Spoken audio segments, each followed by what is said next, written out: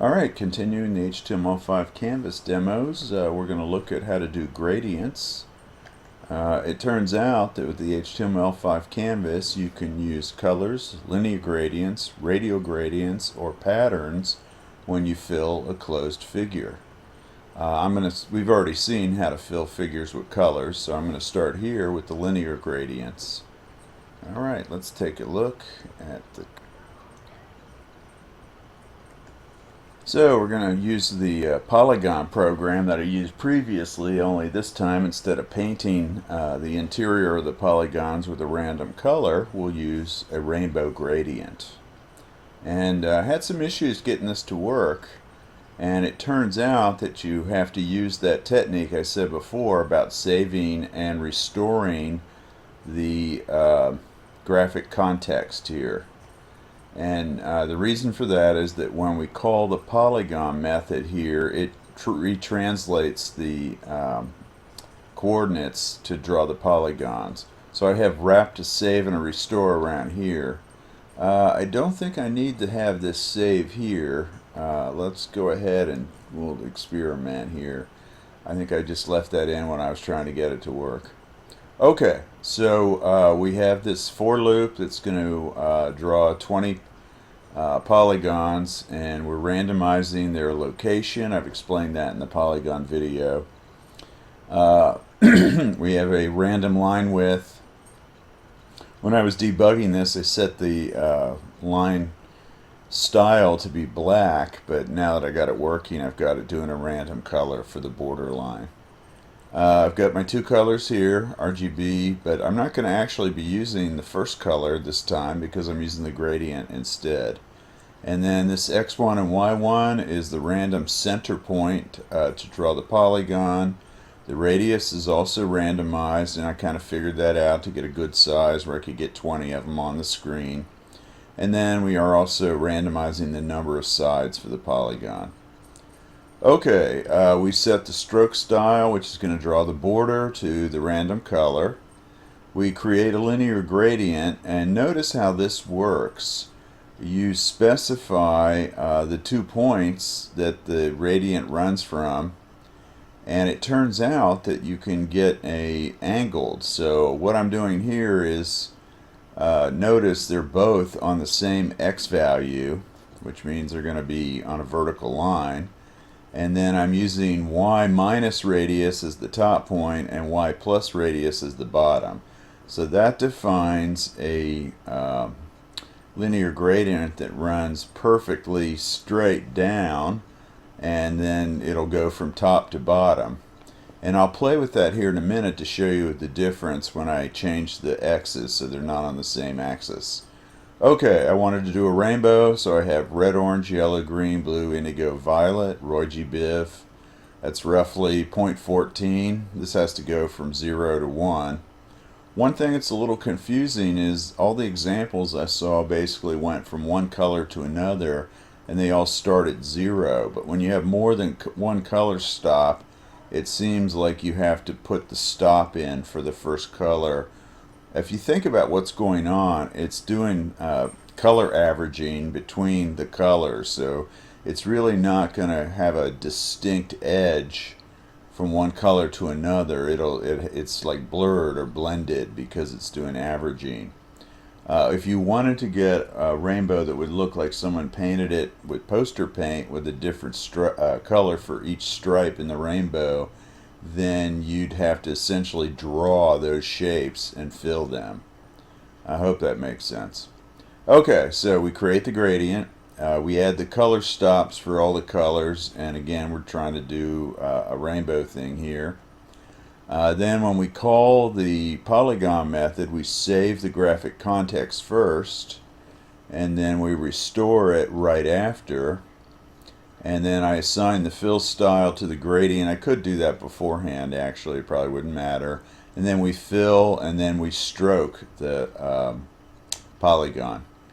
And it's kind of interesting if you have to think about this ahead of time. So basically the polygon method is drawing the polygon centered on x1, y1 here. And so I wrote the gradient in terms of that. a lot of the examples I saw draw the gradient from 0, 0 to canvas width, canvas height, which is going to fill the entire screen. And then if you have a polygon, it's only going to have part of that, so it wouldn't have the full range of colors there. So this is set, and it changes each time with the dimensions of the polygon. Okay, again, I took that save out up there. I don't think that does anything, but watch this probably bite me in the ass. Alright, let's reload. Hit the render. And then we're going to render, and you can see that we're getting our rainbow gradient fill here. And notice how the colors run perfectly horizontal because of what I did there with the 2 x coordinates. Okay. Just for coolness, I'm going to skew this with the skew because I showed you that on the last video too. So we can actually skew these gradient filled elements there. And you can see as they start to flatten out in the one dimension, they get really elongated in the other, so they're tending to go off the screen. It's very cool though. I kind of like that skew thing. Alright, let's go ahead and reload this. Go back into the code.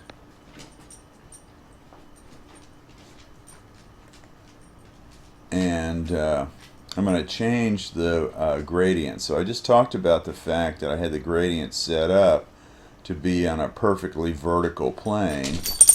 And I did that by setting the x values for the beginning and the end point to be the same. I've just been joined by my little dog. He just jumped up on my lap, so hopefully he'll cooperate here while we continue to record. So again, here's the x1 and x1 again. So it's got the same x point, which means it's going to be on the same vertical line. So let's change that now. And we'll make this first one x minus the radius.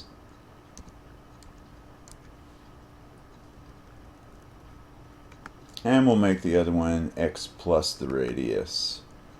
So you should be able to visualize what's happening to the points, and as a result, the linear gradient will now be at an angle. Okay, so we're going to save that, pop back over into Firefox, reload, and then, oops, did I make a mistake when I fixed the code? Alright, hang on a second. I might have hit the wrong thing here.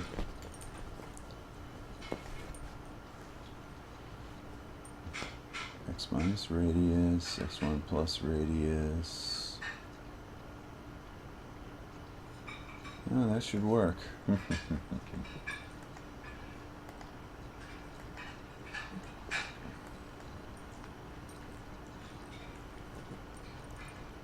Well, let's see. Must have done something here. Developer, web console.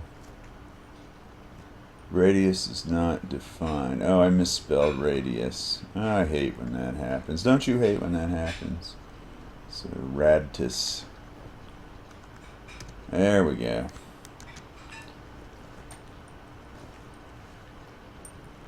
Murphy always gets his pound of flesh, right? Okay, here we go. Reload.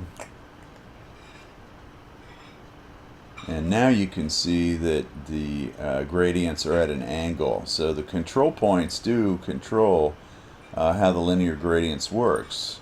So I could have a gradient that would run vertically instead of what I did horizontally. Here, this one's more diagonal. Okay? Alright, that's pretty good. I haven't done the radial gradient yet. Maybe I'll try and do that cold here for you. Now, because I'm going to go ahead and save my files and stuff, so you'll have a separate set of code for that. Okay, so I'm going to end this, and I guess I should probably rename it as radial gradient instead of gradients. We'll see how that works out. So I'll create another quick video here with the radial gradients, so we'll have a different set of files for you.